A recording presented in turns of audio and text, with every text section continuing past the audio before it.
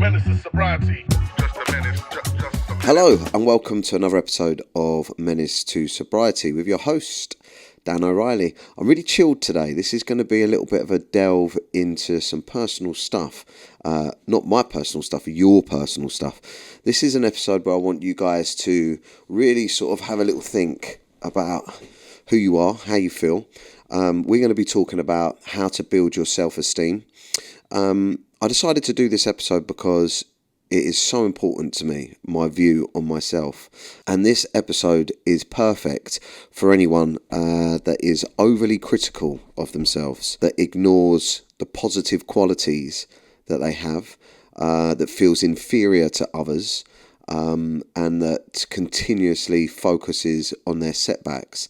These are all thinking traits that ultimately lead to poor mental health and bad days and just a sad way of thinking about yourself, and ultimately low self-esteem. I believe personally that having low self-esteem is a massive factor in leaning into any sort of addictions. And that's because I believe that the basis of my addiction was always not feeling comfortable in my own skin, not being enough, and not being able to sit and relax and be at one with myself. I never used to understand these sayings. You know, when they say, I'm going to find myself, I want to be at one with myself, and all of this stuff. I used to think it was so cheesy and just didn't get it. But now I truly understand what it means. You know, when someone says to you, like, who are you? Who are you? And I think that, especially men, I think it's really difficult for men, but I think that we play characters in our own lives. You know, you're either playing a mother, you know, if you've got kids and you're a woman, you're playing a mother, or you're playing a father. When you're at work, you're playing the employee. If you're single, you're playing like the guy that's out dating, or we're always just playing characters. And I think that our self-esteem is the key. It's the gateway into becoming our true selves, right? Who we actually are. Because when your self-esteem is low, you know, you've got to create something else for the outside world. Inside, you can feel and be whatever you want or are without anyone knowing. But on the outside, you have to have this front, right? I talk about it in my stand-up comedy shows. I'm on tour at the moment, and I talk about it. It's what my whole show is based around. It's called the Out of Character Tour. People presume that means because I play many different characters, Kid Frankie, you know, the Sesh Gremlin, Jim and Steve. I haven't done many of these in a while, actually, but, you know, all the Dapper Laughs, all these, like, exaggerated versions of my thinking or parts of my life.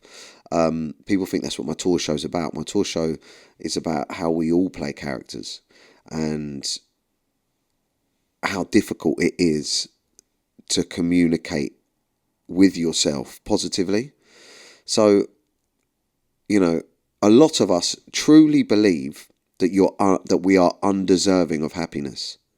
Do you know what do you understand what I mean? That we kind of accept that, this is just the way things are. Do you know, we say things to ourselves, you know, you've got to be really conscious of the way you talk to yourself. In this podcast, I want you to imagine that when we talk about your self-esteem, that there is someone else called the self-esteem inside you. So right now there is me, but there is another person, another avatar or another being inside me, which is my self-esteem. So I want us to completely look at it as two separate things. My self-esteem is my thoughts. So I've done a whole whole episode around managing your thoughts and stuff like that, and it's all based and all twists into the same thing: how you view yourself and how you perceive the world around you, and how you think the world around you perceives you. It's a really weird sort of Inception style thing, but if you can get your head around it, you can start becoming really conscious of what you tell yourself and what your view of yourself is. Because here's the kicker, this is the big bit. What your view is of you, right? How you look at yourself, how you see yourself in your mind's eye, what you think of yourself dictates how you feel, all right, and your emotions and how you view the world. So if you imagine this is your self-esteem here, this is the avatar, this is the other being inside you. This is getting weird, but stick with me on it. Inside you, and your other self looks at it and is like, you're inferior to others, you're a waster, you're never going to get sober, you're never going to sort your life out, you're never going to have any money, you're never going to find happiness, you're never going to have a partner, you're never going to fall in love, you're never going to stop people treating you like this, you're never going to feel these you're never going to stop feeling these feelings. This is you. Yeah, yourself, you are telling yourself this stuff, so you will make that true. You will look for things in life to make that true. I have this view of myself that I have many different views of myself, but I mean, I view myself as stupid. I've always viewed myself as stupid because I was dyslexic at school. I honestly am so shameful of not being able to spell. It's still something that I joke about. Me and Shelley joke about it, or I joke about it with my friends. My friends take the piss out of me when I text. That's why I just voice note. I voice note absolutely everyone. Now everyone in my friendship circle communicates in the groups with voice notes. And I don't know if I've done that or everyone does that. You'd have to let me know in the comments. But I was always really ashamed of the fact that I could not spell. And it's always the same words. And when I get to those words, I get this, everyone's going to know that I'm thick. And I got ADHD as well. So not only could I not focus when I was at school, but when I did focus, I got stuff completely wrong all the time with the dyslexia. I struggled with numbers, with words, but especially with words. I just constantly just feel, I actually think that dyslexia, I think I'm right and everyone's wrong. Because I spell words as they sound. Do you know what I mean? And everyone else makes them complicated. But anyway, I was very small at school, so I got bullied. I got beaten up quite a bit when I was at school. But that was coupled with the fact that I was very mouthy and I was an extrovert. I was small, mouthy. I thought I was thick. I had big, goofy front teeth. I didn't exactly have the best clothes and everything like that. I grew up on a council estate, so it was pretty rough anyway. But I have this view of myself, of my avatar, that, I told myself that I was thick. So what I did is, I understand this now, is I looked for proof of that. When things didn't go right for me, I was like, yeah, that's because you're thick.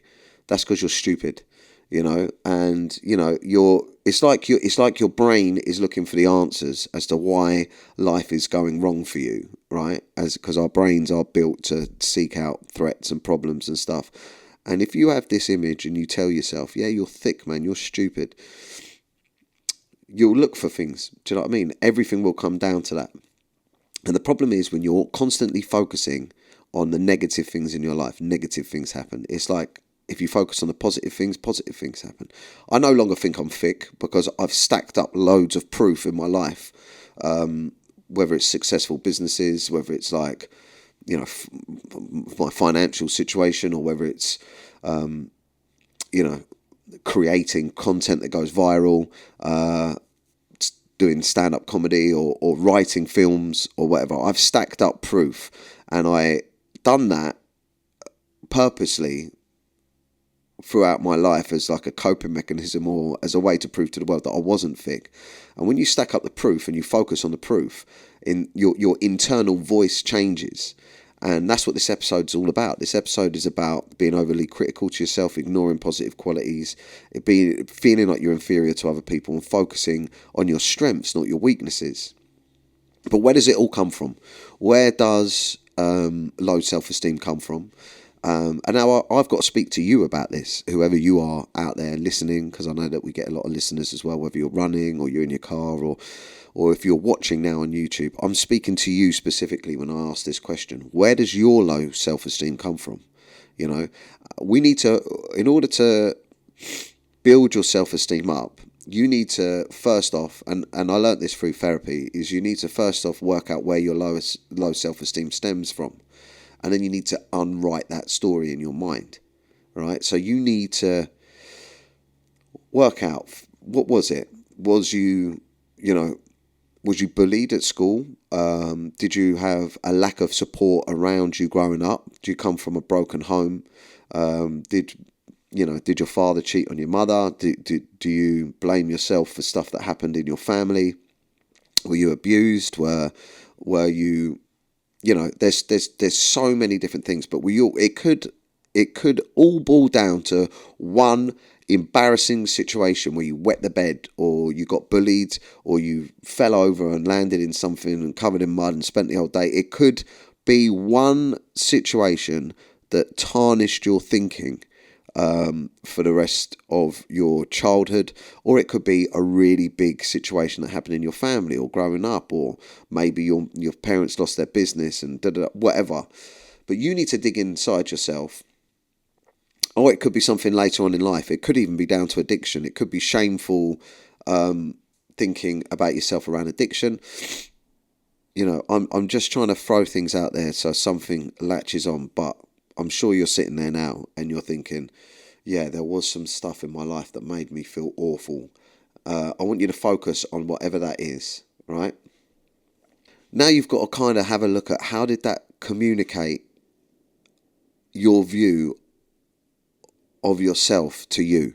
How did that translate into, for instance, a lack of support growing up?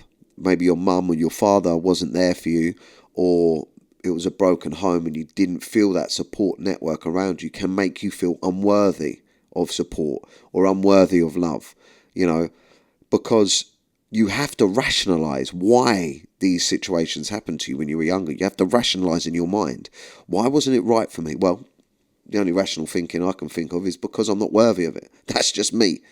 And then later on in life, you're not worthy of these opportunities. You're not worthy of love. You're not worthy of support. You're not worthy, right? If you're abused, I know it's a tough subject, but a lot of abuse victims can feel like they deserved it, or it was their fault, or they put themselves in that position. If later on in life you end up in abusive relationships, again, you can feel like you deserve it. You need to acknowledge and address what the causes are of the low self-esteem, because later on in life, all that's happening to you now, which happened to me a lot and is still happening to me, it's still constant work, is those things that affected you back then turn into your story now, and you say to yourself, well, why? Why aren't these things happening for me? Why did this go wrong? Why doesn't that person like me? Oh yeah, because I deserve it, because I'm unworthy. Oh, because I'm thick. I'm just thick. When I lost my TV show and got everything wrong, it was because I was thick. I'm just thick. You're dumb, mate. You're dumb. Of course that's going to happen. Do you know what I mean? When I ended up heavily into the alcohol and the drugs, I was just sitting there thinking, well, look at this. This is stupid, mate. You're thick. This was always going to be the case, And unless you unwrite that story, it becomes the story. And that's what this episode's all about.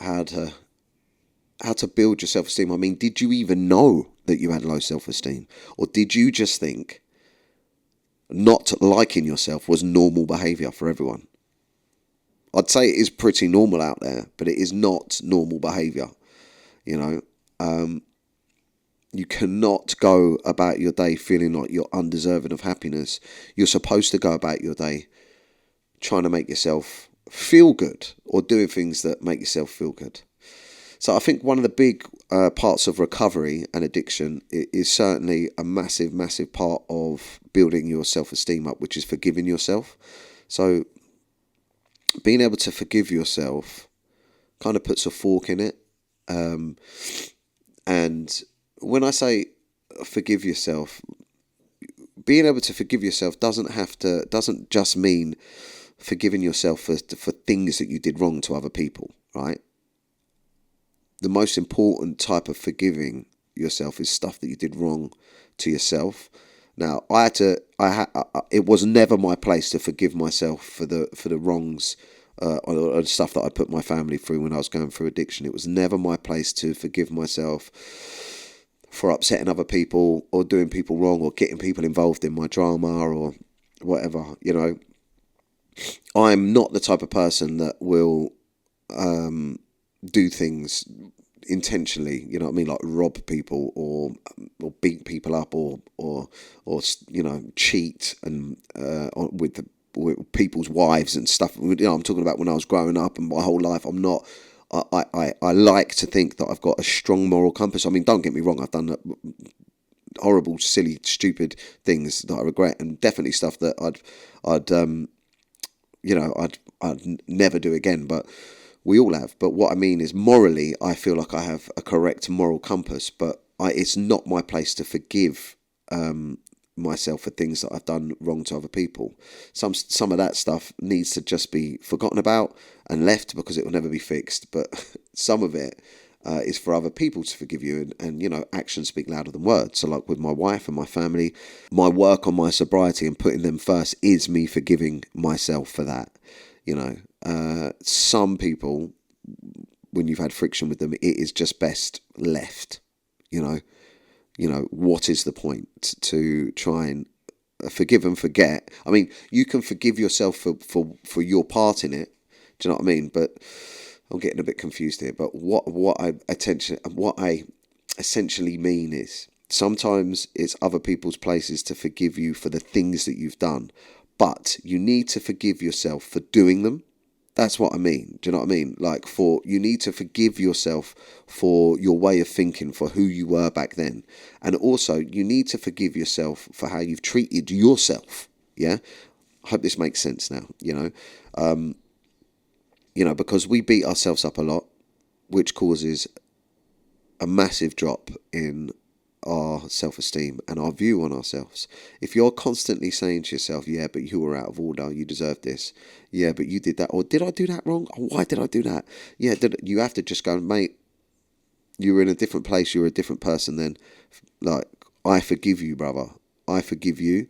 So when I talk about that avatar of your self-esteem, that's what I'm leaning into. I've got a bit of a cold, so I do apologise, but yeah, forgiving yourself is such a big one, because in order to change the story, in order to unwrite the story, you have to go back into the story. You have to rewatch your film, and you need to look at yourself from a different perspective. All right?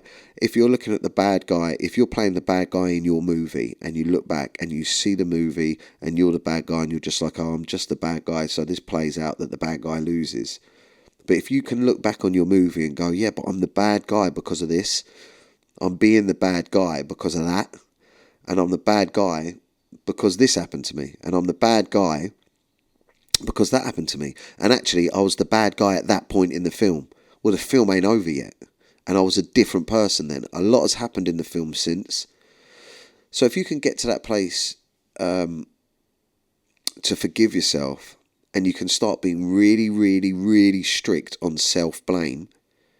I've got someone in my life at the moment that we're spending quite a lot of time with. They're quite broken, and we're trying to help them. And the narrative that I hear from them constantly is a lot of self-blame. Like, oh, I can't believe I'm doing this, and I didn't want this to happen, and this is all my fault, and I'm to blame, and if I didn't do this, and if I didn't do that, and if I didn't do this. Saying stuff to yourself like, if I didn't, oh God, if I hadn't have done that, oh God, if I didn't do that, oh, if I hadn't have said that. Tell me how that helps. How does that help? Like, the self-blame reinforces the avatar that you're building in your mind. Your self-esteem is a person, right? And you talk to it. So avoid self-blame. Avoid telling the avatar, avoid telling your self-esteem that it was their fault, because that is you. And then you are going to look for other things to blame yourself on. So that's a big one. I think a huge problem that I went through a phase of suffering was comparing myself to other people and comparing my success to other people. So when I spoke to my inner self-esteem, when I spoke to the avatar within me, I'd say to myself, why aren't we there? Do you ever say that to yourself? Oh man, we should be, we even use words like that when we talk to ourselves or think to ourselves. Why aren't we there yet? Why haven't we made more money? or like for me, for instance, why why aren't we why aren't we on? Well, I don't really think this anymore because I don't want TV. But I used to think, why aren't we on TV? And I used to be worried about followers. Why aren't we growing? Why don't we have more followers? When I could see people in my industry that I considered didn't work as hard as me or were as talented. But that is my ego talking. But I did think weren't as hard working as me, or hadn't been grafting, or weren't as grafting as much as me. Were growing at a bigger rate. I always used to think, why aren't we? Why aren't we? And then the person you're talking to, your self-esteem would be like, mate, I don't know. And then it would have to look for reasons. Well, we aren't growing, mate, because you're not funny. We aren't growing because you've fallen off. Mate, we ain't growing because no one likes you. And do you know why no one likes you? Because you're thick. You're stupid, mate. And that's why we ain't growing, because you're dumb. And everyone knows now. Do you know what I mean? So do you understand how when you forgive yourself, when you work out where it's come from, when you start unwriting the story, when you look at the story and forgive yourself, right? And then you stop comparing yourself to other people, you're not giving your self-esteem reasons to reach out and find the negativity and reinforce it. Because if you don't get yourself out of that loop, what are you doing? You're just constantly kind of sinking, and it's a difficult place to get out of. I think that not comparing yourself to other people is such a power, but it's hard to do with social media, especially because that's all social media is. It's like a comparison website. It's like the money supermarket, but just for your life. Do you know what I mean? It's hardcore. Scrolling through social media, it's like you're like, oh, look at what they're doing. Look at what they've got. Look at what I haven't got. Look at what I'm not doing. It's really, really difficult not to compare yourself with other people. But the key to not comparing yourself with other people is gratitude, and it's sobriety. You know, everything around sobriety is highly steeped in gratitude, and the best way to not compare yourselves to others, and the best way to not long for things that you haven't got, is to be grateful for what you've got and who you are, and yourself. But you can't even start doing that until you build your self-esteem up. But this is something that you can practice. It's like a physical exercise, and people talk about it online all the time. I do it daily. In my diary, when I journal, and I try and journal every day. I miss a few days, but I try and journal every day, and I love it now because I can literally look back 3, 4, maybe 4 years now, and I can see my state of mind. Shameful of not being able to spell. It's still something that I joke about. You know, me and Shelley joke about it, or I joke about it with my friends. My friends take the piss out of me when I text. That's why I just voice note. I voice note absolutely everyone. Now everyone in my friendship circle communicates in the groups with voice notes. And I don't know if I've done that or everyone does that. You'll have to let me know in the comments. But I was always really ashamed of the fact that and then I start with the negativity and put it all out on the page. And then I finish each day in my diary with my gratitude list. And I have got so much to be grateful for. I've got so much to be grateful for. But I try and focus not on the superficial things that are unique to my life. I try and focus on the things that can anchor me if I was to lose everything again. If I was to lose my house, lose my work, lose my job, lose my money, lose everything. What are the anchors that I am truly grateful for? And nothing can beat your kid's health. It's like the focus point of my life. The worst thing that could happen to me would be to see my kids in a bad way. That would hurt so much. So I'm so grateful for their health. I'm so grateful for my health, for my wife's health. I'm so grateful for the love of our family and having the family unit. Everything else I can make happen. Everything else somehow, some way. You know, so if you can be grateful for the simple things, everything else is a bonus. You know, and you really, there's so much sadness in the world. There's so many things going on. You know, so I was speaking to someone just yesterday that was talking to me about an issue that they're having with their house. And they said to me, I think this conversation is always going to be etched in my mind, just how it came out of nowhere. They were like, oh, this is happening with my house. I might end up losing my house, and I haven't told the wife about it, and da da da da da, and I'm like, mate, it's so bad. And he just turned around to me and went, but look at Liam Payne's family. Look at what Liam Payne's family are going through, and look at Liam Payne. And it just hit me like, I was like, whoa, what do you mean? And he went, well, he had 100 million in the bank. He was, a superstar. One day, you're looking at someone else's life in admiration and wondering why you're having things so hard, and the next thing, they're gone in such a tragic way. So someone somewhere is going through something that is so much worse than what you're going through. So even in your times of despair, you have so much to be grateful for, and it's that stuff that can grow your self-esteem. It's the perspective that you hold on your own life that needs to shift. You are in control of your own mental health, I don't know if you've seen the film Inside Out. Me and my family watch it all the time. Inside Out 1, Inside Out 2. Beautifully, brilliantly written film for children. An animated Disney film that's about the emotions and there's like anxiety, anger. There's there's all the different emotions controlling the brain. And it's brilliant for the kids to watch. I love watching it with the kids. The anger, when the anger gets the controls, the kid goes mental. And in the second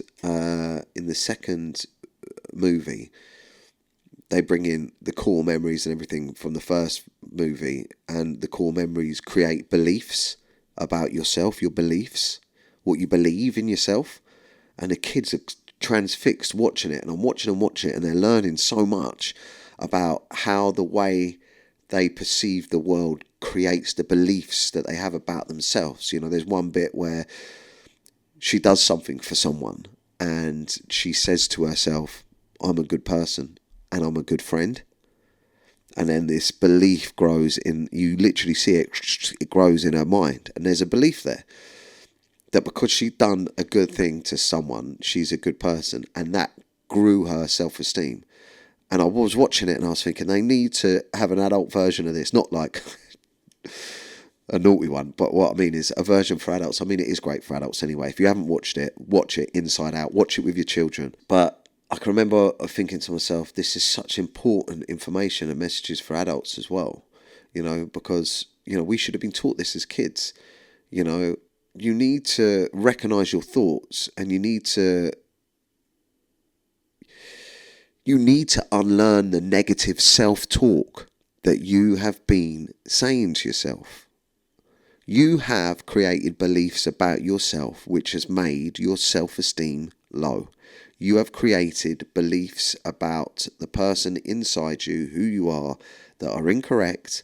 They are negative thought patterns. You've created that inside your mind, and that is why you think that you are unworthy of love and support, that you deserve abuse and neglect, that you aren't going to win, that you're never going to get the things that you want, and that life, what a way to think, life, life, just the universe, life, it just doesn't go my way. That's nonsense. You need to unlearn the negative talk, rewrite your story about yourself. And I think a massive, massive way, and if we go back and just quickly look at what, that girl saying, doing something nice for her friend, and then saying to herself in her own mind, I am a good friend, I am a good person. That was off the back of an action. The action created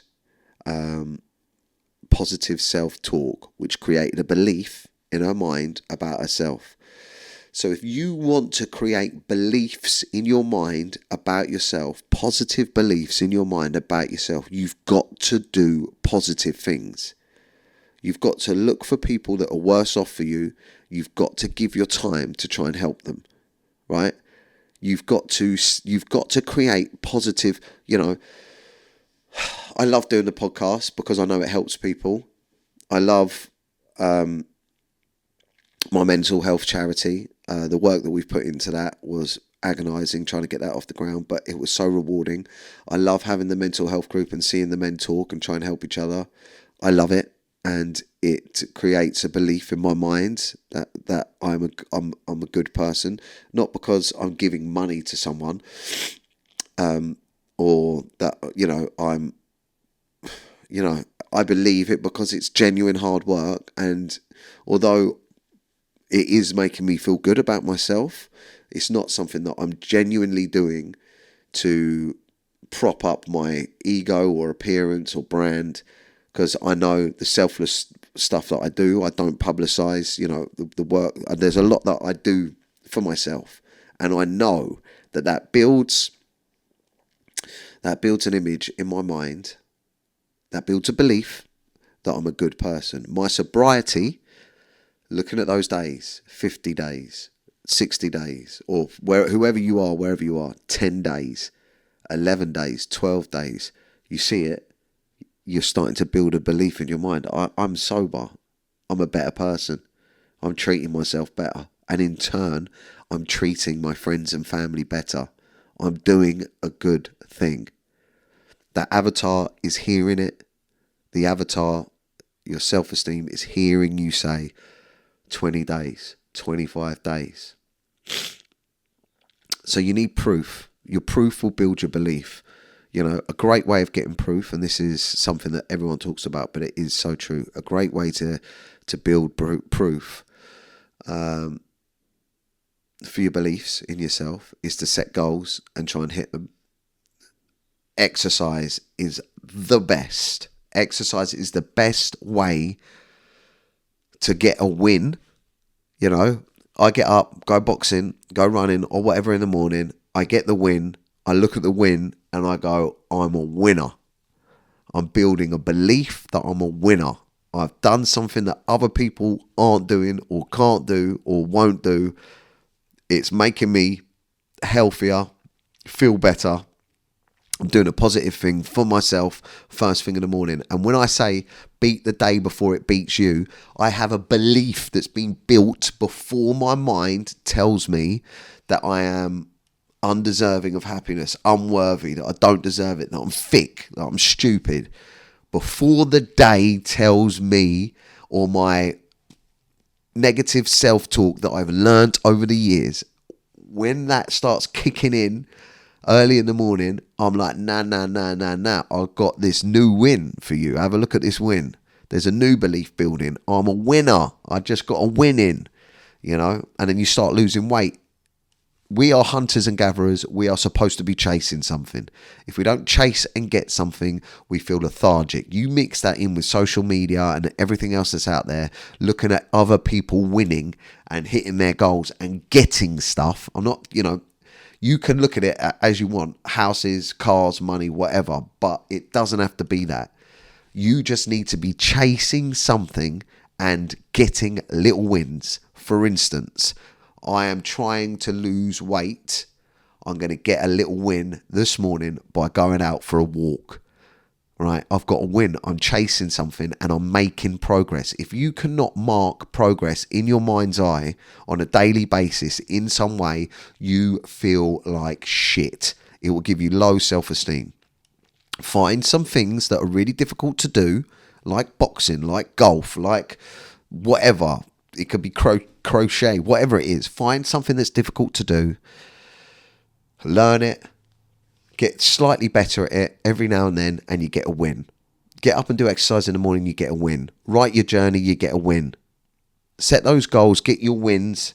Change the negative self-talk into positive beliefs about who you are. And that should help build your self-esteem.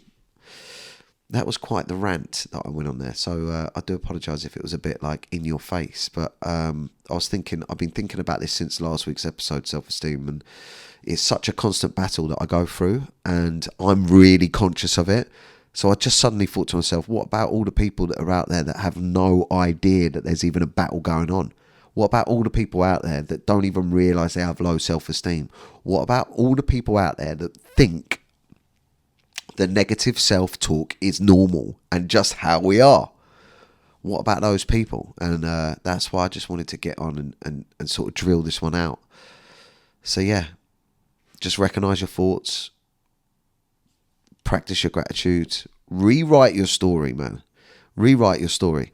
And if you're listening to this, jump onto the YouTube, maybe leave me a comment on the YouTube video. I'd love to know where you think your low self-esteem comes from, because I'd like to delve more into this and see if I can connect with you guys.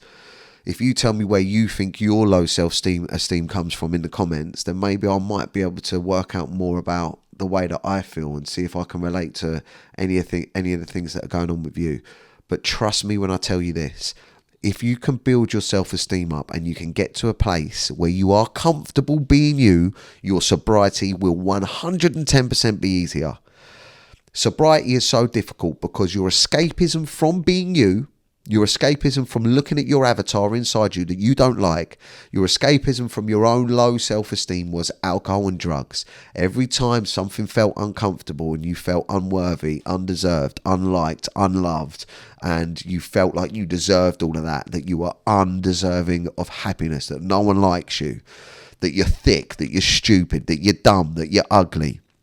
Every time something happened to you in your life, if you're anything like me, where those feelings arose, it was very easy to push them down with alcohol and drugs and become someone else that you thought everyone did like. So you work on your self-esteem when those awkward moments come up and you start visualizing them as negative self-talk, and then you have started rewriting your own story and you've got your positive things to focus on. Getting drunk and getting off your nuts starts to look further and further and further away and less of an option and less of a good idea, because you start sitting with yourself going, nah, do you know what? I've built enough beliefs in my mind to actually believe I'm a good person and I like myself. Thanks for listening. If you're going through a tough time at the moment, please don't suffer in silence. Feel free to pick up the phone and contact any of these helplines. I personally, myself, at one of my darkest points, contacted the Samaritans, and it completely changed my outlook and got me out of a really deep, dark place. A problem shared really is a problem halved. So if you don't feel confident talking to those around you, check out any of these organisations and give them a call. This is my Facebook group. Just simply search on Facebook, Men and Their Emotions. It's for men only. But once you're in there, you can talk anonymously about your problems and help others and just feel a little bit of community. So come join the conversation, Men and Their Emotions, on Facebook. Thanks for watching. Menace is sobriety. Just a menace. Just a menace. Just a menace. Menace is sobriety. Just a menace.